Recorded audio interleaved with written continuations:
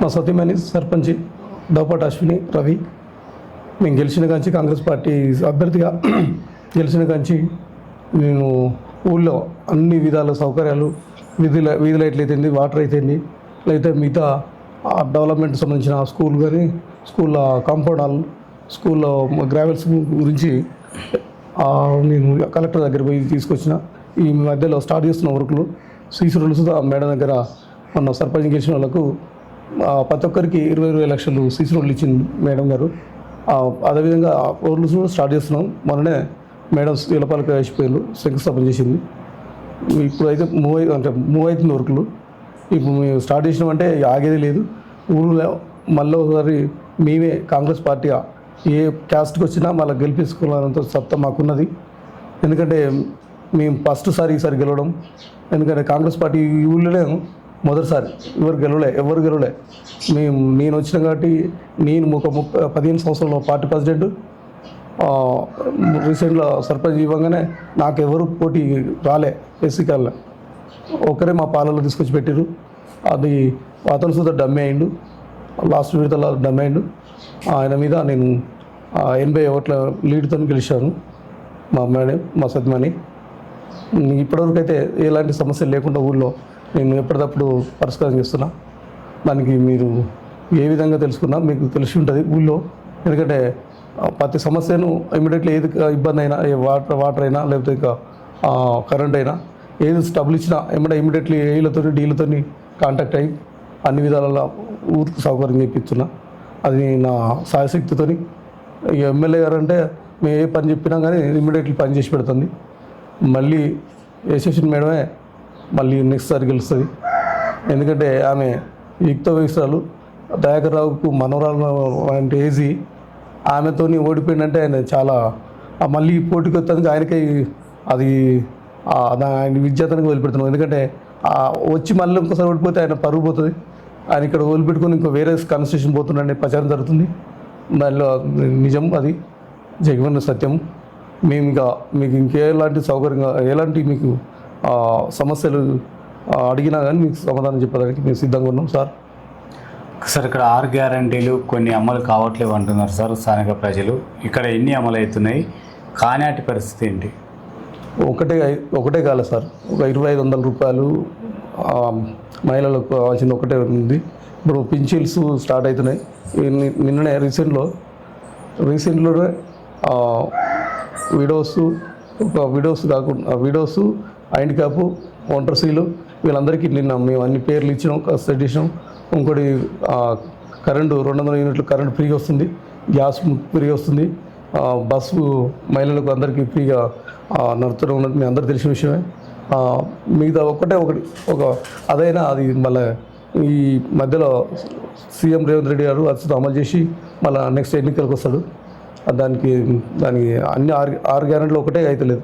అదేంటంటే మహిళలకు సంబంధించిన 2500 మిగతా 5 కంటిన్యూ అవుతున్నాయి సార్. ఇక్కడ ఇంకుడు గుంతలు కావాలంటున్నారు సార్. డ్రైనేజీ అస్తవ్యస్తంగా ఉన్న స్థానాలలో ఇంకుడు గుంతలు కావాలంటున్నారు. వాటిపైన మీరు ప్రజలకు ఎలాంటి అవగాహన తీసుకొస్తున్నారు? నేను మొన్ననే మన విలేజ్లో గ్రామసభ పెట్టిన.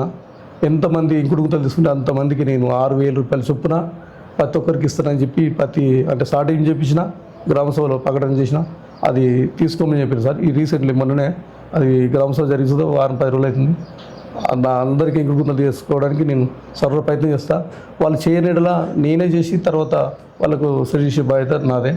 అది నేను మొన్నే వాళ్ళతో మాట్లాడినా.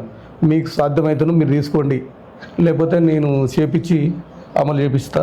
ఇబ్బంది ఏంటంటే మోరీలలో నీళ్లు స్టోరేజ్ అయ్యి దోమలు వచ్చి మలేరియా జబ్బులు అసలు రాకుండా ఇంకుడు గుంతలు తీసుకోమని చెప్తున్నాం. ఇంకోటి ఏంటంటే వర్షాకాలం ఇప్పుడు ఎల్ఎన్ ప్రభావం వల్ల వర్షాలు తక్కువ ఉన్నాయి కాబట్టి ఇంకుడు గుంతలు తీసుకుంటే జలపాతం పైకి వస్తుందనే ఉద్దేశంతో ఇంకుడు గుంతలు తీసుకోమని చెప్తున్నాను. నేను ఇప్పుడు ఒకటి సౌపీట్ ఇంకుడు గుంత తీసిన, ఈజీఎస్లో మంచిగా 3 ఇంకుడు గుంతలు తీపించిన.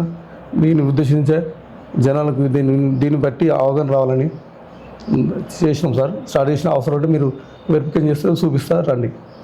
ఒకసారి ఇక్కడ బెల్ట్ షాపులకు ఏమన్నా మీరు నోటీసులు ఇవ్వడం జరిగిందా సార్? బెల్ట్ షాపులు వస్తున్నాయి అంటున్నారు. ఇప్పటివరకైతే బెల్ట్ షాపులకు ఎవరికి నోటీస్ ఇవ్వలేదు సార్. ఉన్నదంతా మా ఊర్లో అందరు పేదోళ్ళే ఉన్నారు. సరే అది ఏం పెద్దగా నడుస్తలేవు కానీ సరే ఈడ కాదంటే దేర్లో పోయి తెచ్చుకొని తాగేంత మూర్ఖులున్నారు. అది వీళ్ళకు బంద్ చేసి వీళ్ళ నోటి బుక్కను కొట్టేస్తే మళ్ళీ పోయి దేర్ పక్కన తెచ్చుకుంటే లేదు పక్క జీపీలు ఉన్నాయి, మాకు ఎటు 1 కిలోమీటర్ దూరంతో ఉంటాయి, అడిగి పోయి తాగేస్తే వీళ్ళకి కొద్దిగా మైనస్ అవుతారు కదా. అందు గురించి అందరం ఉమ్మడిగా 5 గ్రామ పంచాయతీలు ఉన్నాయి, 5 గ్రామ పంచాయతీలు ప్రకటన చేస్తే అది నడుస్తుంది సార్. మీ ఒక్కరికి కడిగిస్తే ఇటు 1 కిలోమీటర్ పోయినా ఇటు లక్ష్మణ తండ ఉంటుంది, ఇటు 1/2 కిలోమీటర్ పోతే పరమడ తండ ఉంటుంది జీపీ. వాళ్ళన్నీ ఆ దగ్గర పట్ల ఉన్నాయి కాబట్టి వీళ్ళని అయితే ఏం ఆపలేం. మొత్తం టోటల్ రాకుండా బంద్ చేస్తేనే ఆగలుగుతుంది తప్ప ఈ మీ ఒక జీపీ ప్రకటన చేస్తే ఆగదని చెప్పలేకపోతుంది సార్. ఇది సరే విద్యా వైద్యం ఏ విధంగా అందుతుంది సార్? విద్య వైద్యం అయితే సార్ వైద్యం బాగానే ఉంది. విద్య సుత సార్ మేము అందరికీ ఏం చెప్తున్నామంటే హెచ్ఎంతో కూర్చోబెట్టి సార్ మేము బాల స్కూల్ కానీ ఇంకో ప్రొఫెషనల్ స్కూల్ కానీ ప్రైవేట్ స్కూల్లోకి పోకుండా మా ఏదైనా స్కీములు ఉంటే ఆ స్కీములు ఆపుతాము, ఈ గవర్నమెంట్ స్కూల్లో తోలేలా అని చెప్పి చాలామంది తల్లిదండ్రులకు పేరెంట్స్కి చెప్పిన వాళ్ళు సుత కొంతమంది సహకరించారు. కొంతమంది రెసిడెన్స్ స్కూళ్ళల్లో పిల్లలు వచ్చారు కానీ అది తప్పని పరిస్థితుల్లో పోయిరు. మీతో అయితే మంచిగా ఉంది సార్. మా ఊళ్ళే స్కూల్లో ఇంగ్లీష్ మీడియం చెప్తారు, హై స్కూల్ దాకా ఉంది మా దగ్గర. 0 నుంచి హై స్కూల్ అంటే 10th వరకు ఉంది. సార్లు అందరూ సబ్జెక్ట్ పరంగా అన్ని సబ్జెక్ట్ పరంగా ఉన్నారు టీచర్స్. దాన్ని ఎలాంటి ఇబ్బంది లేదు సార్ చదువు విద్య విషయంలో. సార్ ఇక్కడ భూ సమస్యలు ఉన్నాయని చెప్తున్నారు సార్ రైతులు. ధరణి ద్వారా కూడా కొన్ని ఉన్నాయి, అంతకు ముందు నుంచి ఉన్నాయి, కొన్ని ఉన్నాయి, అట్లనే పెండింగ్ ఉన్నాయి అంటున్నారు. భూభారతి ద్వారా ఇవి పరిష్కారం అయితే సార్ ఇంకా మీకు ఇక్కడ ఎంసీలు మెజర్మెంట్ చేసేందుకు రాలేదు. కొంతమంది వాస్తవంగా కొన్ని సమస్యలు ఉన్నాయి, కొంత భూమి ఎండర్స్మెంట్లు ఉన్నాయి, కొంత భూమి కొన్ని గవర్నమెంట్ ఎండర్స్మెంట్ భూములలో ఇల్లు కట్టుకున్న కొద్ది ప్రభావం ఉంది. దాన్ని సుతా తొందర పరిష్కారం చేస్తాం సార్.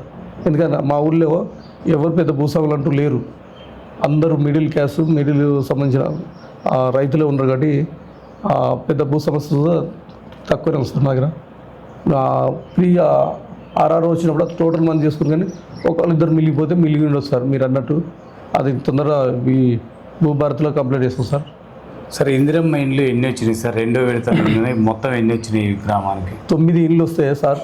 9 ఇళ్ళల్లో 8 ఇళ్ళు 7 ఇళ్ళు కంప్లీట్ చేసారు. ఒక 2 ఇళ్ళు వాళ్ళు కొద్దిగా స్టక్ అయినాయి, ఆగినాయి, వాళ్ళు కట్టుకోలేక.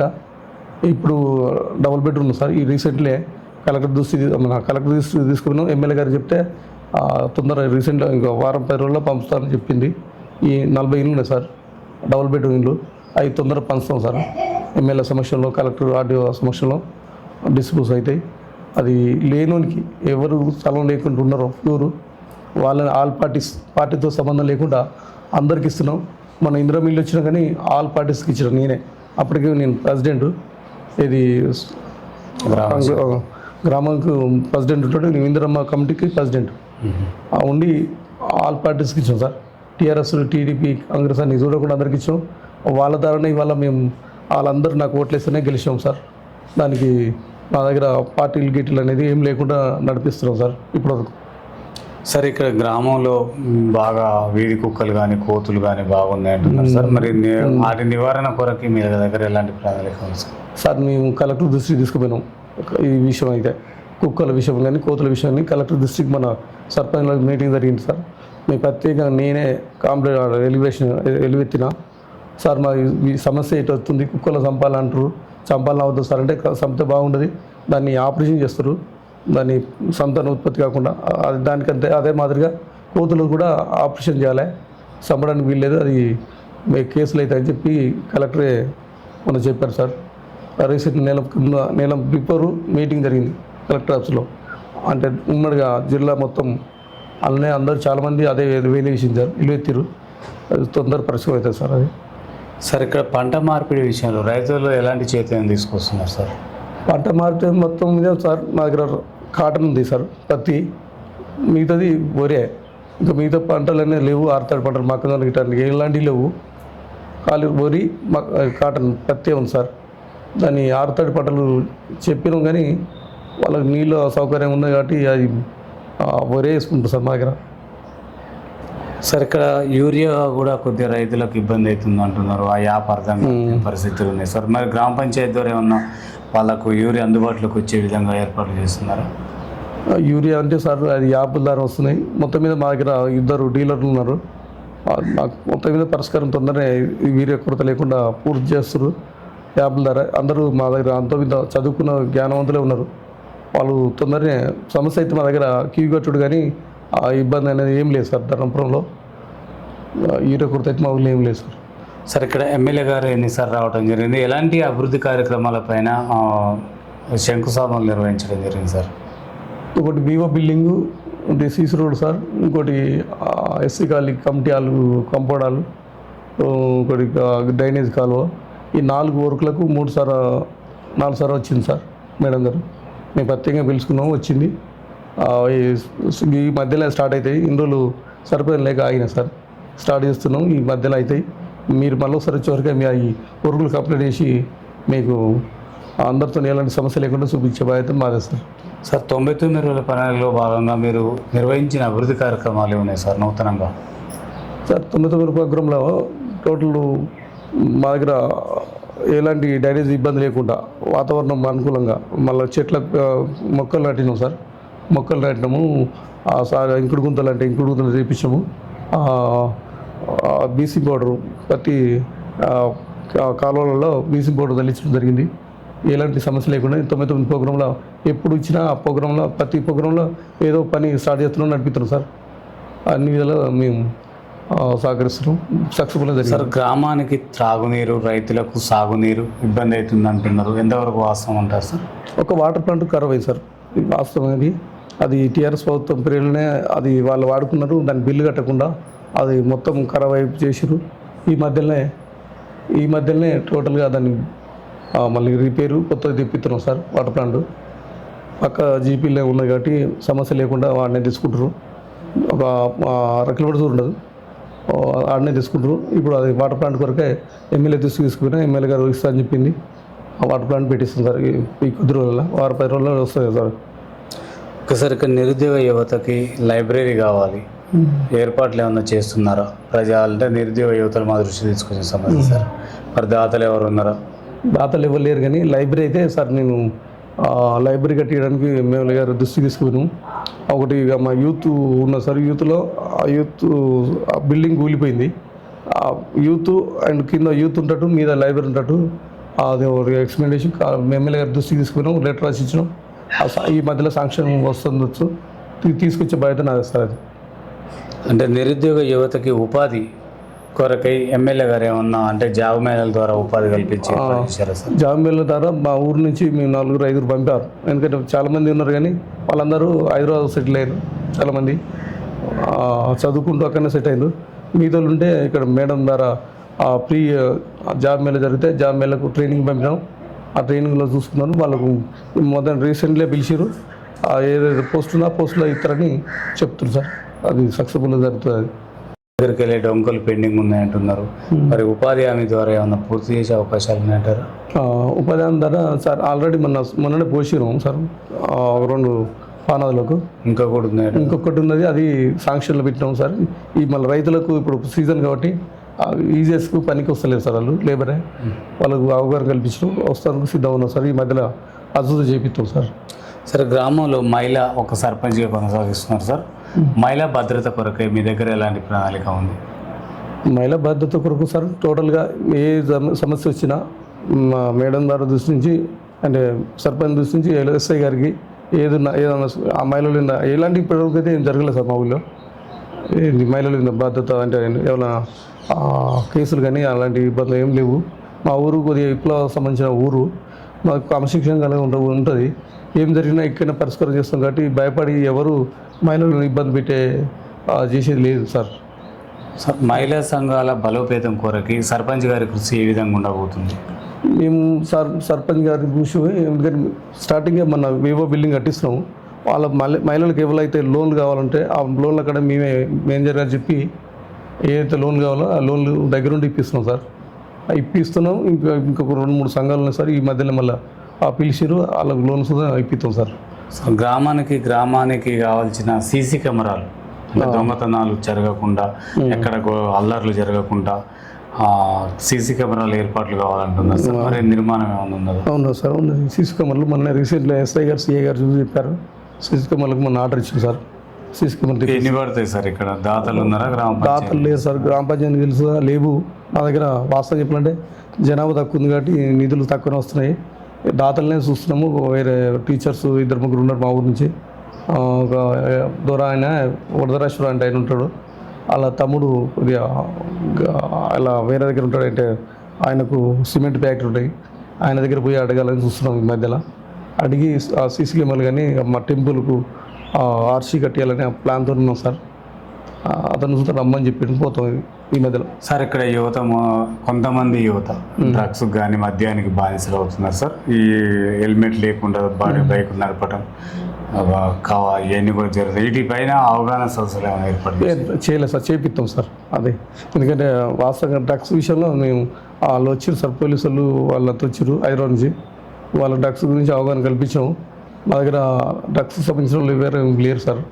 ఎందుకంటే సిటీ ఎంట్రీ కల్చర్ లేదు ఇక్కడ, లేదు కాబట్టి డ్రగ్స్కు దూరం ఉన్నాం సార్. అయినా అవగాహన కల్పించాం సార్, కల్పించడం నడుస్తుంది సార్. అది ఇక్కడ పాలక సభ్యులు అంటే వార్డు మెంబర్లు కానీ ఉప సర్పంచ్ గారు వాళ్ళ సహకారాలు మీకు గ్రామ అభివృద్ధికి ఏ విధంగా ఉంటుంది? మంచిగా ఉంది సార్, అందరూ సహకరిస్తారు. మంచిగా డెవలప్మెంట్ వరకు ప్రతి ఒక్కరు టీఆర్ఎస్ 2 వార్డు మెంబర్లు ఉంటారు, మిగతా 6 కాంగ్రెస్ వార్డు మెంబర్స్, ఉప సర్పంచ్ కాంగ్రెసే. అందరూ మంచిగా సహకరిస్తున్నారు. అన్ని విధాలు మంచిగా నడుస్తుంది సార్. సార్ తడి చెత్త పొడి చెత్త సేకరణ విషయంలో కొన్ని చోట్ల తడి చెత్త పొడి చెత్త వేరుగా రావట్లేదని చెప్పేసి అంటున్నారు సార్. దానిపైన మీరు ఏం చెప్తారు? అది మననే సార్టిఫికేట్ చేసాం సార్ చేయాలని. ఇది మనం మైక్లో స్టార్టింగ్ చేసినాం, తడి చెత్త పొడి చెత్త వేరు చేయాలని. అని ఎందుకంటే స్టార్టింగ్ కాబట్టి తొందర చేయలేకపోతున్నాం. ఇక వాళ్ళకి కొద్దిగా అవగాహన కల్పిస్తాం సార్.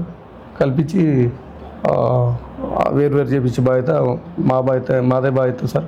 చేపిస్తాం సార్. అది సార్ కొంతమంది గతంలో స్వచ్ఛ భారత్ కింద మరుగుదొడ్లు నిర్మించుకోవడం జరిగింది, వాటికి బిల్స్ రాలేవు అంటున్నారు సార్. మరి అది మీ దృష్టికి ఏమన్నా వచ్చిందా?